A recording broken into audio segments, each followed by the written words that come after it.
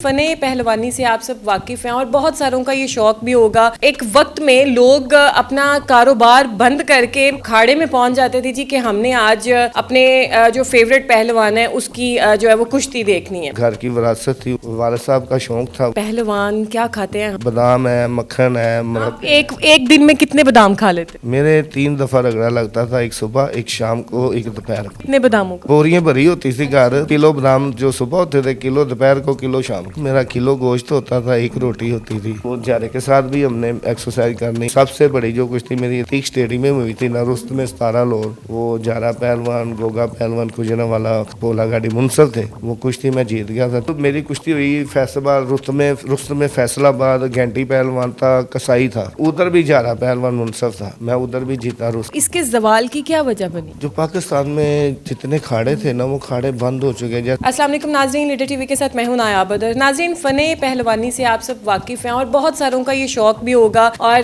पहलवानी एक ऐसा खेल होता था, एक वक्त में लोग अपना कारोबार बंद करके अखाड़े में पहुंच जाते थे जी कि हमने आज अपने जो फेवरेट पहलवान है उसकी जो है वो कुश्ती देखनी है। लेकिन अब चूंकि टाइम बढ़ गया है और आजकल अगर देखा जाए तो अखाड़े पता नहीं कहाँ चले गए हैं, पहलवान कहाँ चले गए हैं, इस शोबे को आगे नहीं लेके आया गया, उसको वो प्रमोशन नहीं मिली जो शायद ये डिजर्व करता था, शोबा जो इसको मिलनी चाहिए थी। इसी सिलसिले में आज मेरे साथ इजाज पहलवान मौजूद हैं। इन्होंने तकरीबन 25 से 30 साल पहलवानी की है। इनसे पूछते हैं कि पहलवानी की ज़िंदगी कैसी होती है, पहलवान क्या खाते हैं, कब सोते हैं, कब उठते हैं, ये कितना वज़न उठा लेते हैं, इन्होंने कौन कौन सी टूर्नामेंट्स जीती। तो आइए इनसे बात करते हैं। अस्सलाम वालेकुम। वालेकुम अस्सलाम। सर, आप मुझे ये बताएं कि पहलवानों की ज़िंदगी कैसी होती है? पहलवानों की ज़िंदगी बहुत अच्छी होती है और पहलवानी जो एक परस्तिश इबादत है, वो ईमानदारी के साथ जो करता है वो नाम जीतता है, कुश्ती जीतता है। जो मेरी ज़िंदगी में पहलवानी का हिस्सा शुरू हुआ, मैं 10-12 साल से कुश्ती शुरू की। माँ बाप ने कहा था कि पहलवानी करनी है या आपका अपना शौक था? नहीं, मेरे वालिद साहब का शौक़ था और मेरे नानकों की फ़न पहलवानी में मेरा जो मामू थे ताज पहलवान, रुस्त में अम्बरसर, उसके बेटे जो मेरे कज़न थे, उस्ताद थे, वो भी पहलवान थे, नावर पहलवान थे। घर की विरासत थी, उन्होंने मुझे ऐसे ही पहलवान बना दिया, जैसे कि प्यार से भी, चपेड़ों से भी, मोहब्बत से भी। वालिद साहब का शौक़ था, वो मेरे साथ जो माँ का, बाप का, भाइयों बहनों का तावन बहुत था। अच्छा सर, आप अभी बता रहे हैं कि आपकी फैमिली पहलवानों, बैकग्राउंड पहलवानों वाला है, तो कौन आपकी फैमिली से थे पहलवान? ताज पहलवान था जो रुस्त में अमृतसर था, मेरे मामू थे, उनका बेटा था सज्जन पहलवान, वो चैम्पियन पहलवान हुआ। फिर उनके बेटे जो भी अच्छे पहलवान हुए। अभी भी जो है मेरे भतीजे हैं वो पहलवान अच्छे हैं। और मैकल ख़ानदान से मेरा तल्लक है, वो मेरे ताया अब्बू हैं। और जो वालिद साहब है चौधरी मुंशी हैं, उन्होंने मुझे पहलवानी में मखसूस किया और पहलवानी कराई। और वालिद साहब, माँ साहब, बहन भाई सब ने मेरे साथ बहुत अच्छा ताउन किया। अच्छा सर, अब आप मुझे ये बताएं कि पहलवान क्या खाते हैं? हमें तो जो सुनने में आता है पहलवान की तो खुराकें ही बड़ी होती हैं, तो आप क्या क्या खाते रहे, क्या खा के पले आप? बात तो ये बिल्कुल ठीक है, पहलवानी की खुराकें तो बहुत है, इसमें बादाम है, मक्खन है। एक दिन में कितने बादाम खा लेते थे? मेरे 3 दफ़ा रगड़ा लगता था, एक सुबह, एक शाम को, एक दोपहर को। कितने बादामों का? वो बोरियां भरी होती थी घर, तो किलो बादाम जो सुबह होते थे, किलो दोपहर को, किलो शाम को। वो ज़ोरों के बाद मेहनत लानी, फिर भी वो पीने, और सुबह मेहनत लगानी, पीने। मक्खन सुबह मेहनत के दौरान खाना। मक्खन कितना खा लेते थे आप तकरीबन? मक्खन का छन्ना होता था, गोलियां बनती तो किलो सवा किलो तो होगा। अच्छा, तो वो खाते थे। बहन से फिर अपनी घर की थी? 2 थी, इसीलिए रखी थी। जो शौक़ था उनको भी, खाएगा, बड़ा होएगा, वो फ़न पहलवानी में हिस्सा लेगा। आपके नाम की सिर्फ 2 भैंसें मुख्तस की हुई थी कि आप उनका जो है भैंसों का दूध पिएं और मक्खन खाएं और स्ट्रॉन्ग हो? हाँ जी, वो मेरा एक टाइम मेरा होता था, एक पूरी फैमिली का होता था कि एक टाइम का दूध मैंने पीना, एक टाइम का मक्खन निकलना। वो बाकी घर में फैमिली थे, बहनों भाई जिसको घर आते थे, सब खाते थे। तो अच्छा, फिर इसके अलावा मुरब्बे, गोश्त मेरा किलो गोश्त होता था, एक रोटी होती थी। वो 12 बजे मेरी छोटी बहन बनाती थी और भाई ने मुझे कमरे में भाना है और बैठ के मैंने खा लेना है। अच्छा। हाँ जी। सर, आप वज़न कितना उठा लेते थे? होती है ना हर पहलवान की एक एवरेज होती है कि वो इतना वज़न उठा सकता है, तो आप कितना उठाते? मेरा जो ना डंबलों की जोड़ी थी वो थी 82 किलो की जोड़ी थी डंबलों की। पहले तो 15 किलो से शुरू हुए थे, फिर 15 किलो से 20 किलो, 25-30 किलो, 82 किलो बच गए। और मेरे घर का जो कड़ा होता था वो 90 किलो का कड़ा था। कड़ा और डंबल पहनने, फिर सुहागा खींचना, फिर खाड़े को खोलना, फिर सारे खाड़े से जोर करने। रुस्तमी जो थी वो मैं रुस्तमे चाह मीरा 3 साल बना, रुस्तमे शुमाली लाहौर 3 साल बना। अच्छे अच्छे पहलवान थे जो अपने दोस्त भी थे, तो उनके साथ मुकाबले ने खुदा ने फतेह दी। और उसके बाद मैं बढ़ता गया तो अच्छे लेवल पे मैं पहलवान बन गया।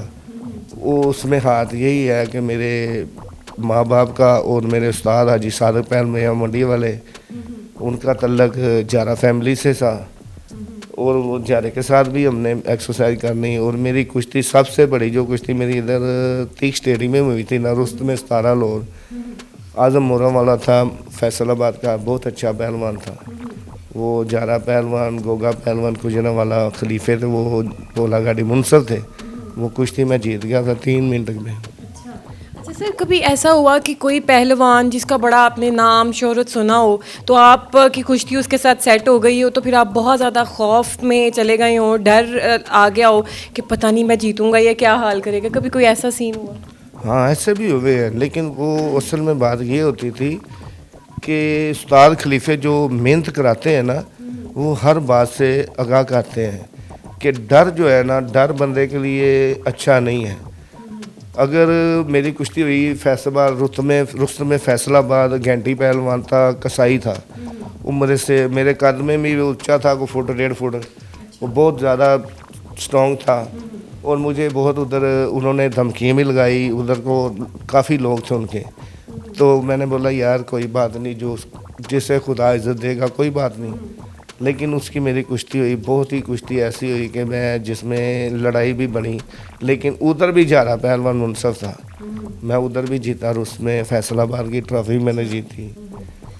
तो अच्छा सर, कोई ऐसा यादगार लम्हा, कोई ऐसा वक्त हो जो आप को अभी तक याद हो कि वो आप का एक होता है ना कि खुशगवार और यादगार लम्हा था, कुछ कोई कभी ऐसा हुआ कुश्ती लड़ते?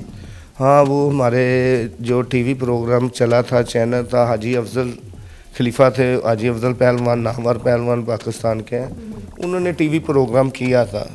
और टीवी प्रोग्राम में मेरी बहुत नामवर पहलवानों में कुश्ती हुई है, वो रिकॉर्ड उनके पास है, हाजी अफजल के पास। वो मेरे अभी मैं आपसे बात करता तो मेरे ज़हन में आया कि उनके पास मेरी सारी कुश्तियों का बायोडाटा पड़ा है, क्योंकि मैंने बहुत दूर दराज से, लाहौर के बरून लाहौर शहर से भी आए थे, उनको जीता है। और कुश्तियाँ सारी अल्लाह के फजल से मैं तो जीता। सर, आप क्या समझते हैं कि अब पहलवानी के शोबे को वो शोहरत, वो मकाम नहीं है, तो इसके ज़वाल की क्या वजह बनी है? जो पाकिस्तान में जितने खाड़े थे ना, वो खाड़े बंद हो चुके हैं। जैसे कि मेरा खाड़ा तो वहाँ कब्रें बना दी गई, मेरे नाम के ऊपर उन्होंने रंग फेर दिया, मैं पीछे हट गया। अभी मेरा बेटा है जिसको मैं कराता था, अभी खर्चा अफोर्ड नहीं कर सकते, घर का जो रोज़गार हमारा कुछ भी नहीं है, मजदूरी करनी है, मजदूरी में बंदा क्या कर सकता है।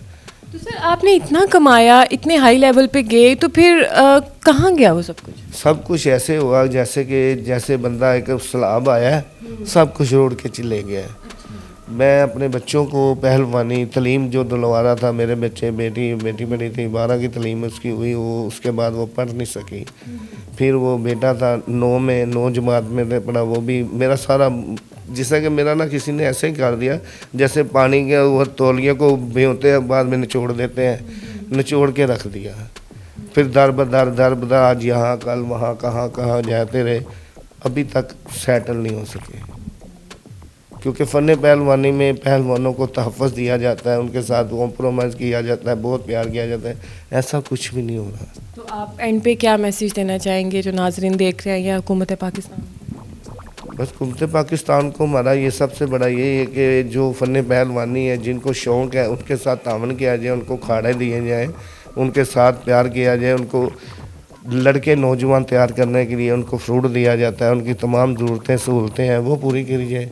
और रहने के लिए जिसके पास गाड़ी नहीं होगा वो किराए पे होगा, किराया देगा कि बच्चों को पहलवानी कराएगा, वो परेशानी जो पहलवानी एक ऐसी चीज़ है जिसको किसी किस्म की टेंशन ना हो। जी, तो नाजरीन, गुफ्तगू आपने सुनी, हर उरूज को ज़वाल होता है। इनकी ज़िंदगी की कहानी भी कुछ ऐसी है कि बहुत उरूज देखा और अब जो हैं हालात क्राइसिस में हैं, तो अल्लाह ताला इनके लिए आसानियाँ पैदा करे और पहलवानी का जो शोबा है इसको जो है फ़रोग मिलना चाहिए वैसा ही जैसा ये माजी में था, क्योंकि आजकल पहलवानी कम ही सुनने को मिलती है। हमें दीजिए इजाज़त, अल्लाह हाफ़िज़।